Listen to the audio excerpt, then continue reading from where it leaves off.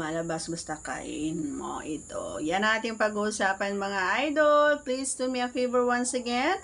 Please do subscribe and click our tiny notification bell so that you'll be updated every time we have a new upload videos. Disclaimer din mga idol, ang videos po natin ay para lamang po sa may bukas ang kaisipan at may malawak na pang-unawa. Kung wala po tayo nito, maaari na lamang pong mag-skip at mamili ng mga videos na nararapat para sa inyo. Okay?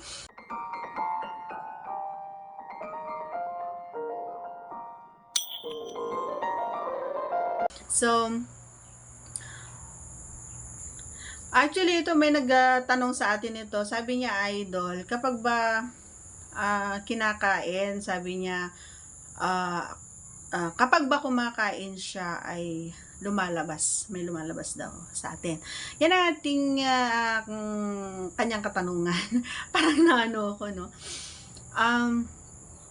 Depende, idol, depende. Para sa sagot ko dun sa tanong mo, idol, depende kung paano siya kumain, kung paano niya gawin, kung paano siya ka-slow, kung paano niya spend, or paano niya, alam mo yon, gamitin ang kanyang yan.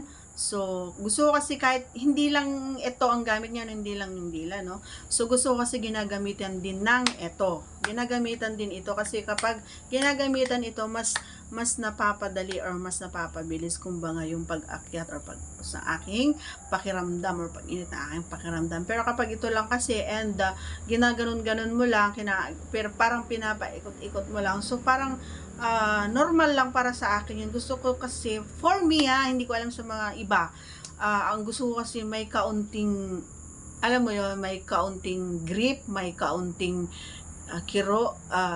higpi, may basta yun, yung aray naman, yung mapapaganon ako ng kaunti, ayoko nung tahimik lang, yung gusto kong, kapag naandun ka, yung may kaunting sagi, kumbaga, ng aking ganon yung aking mani.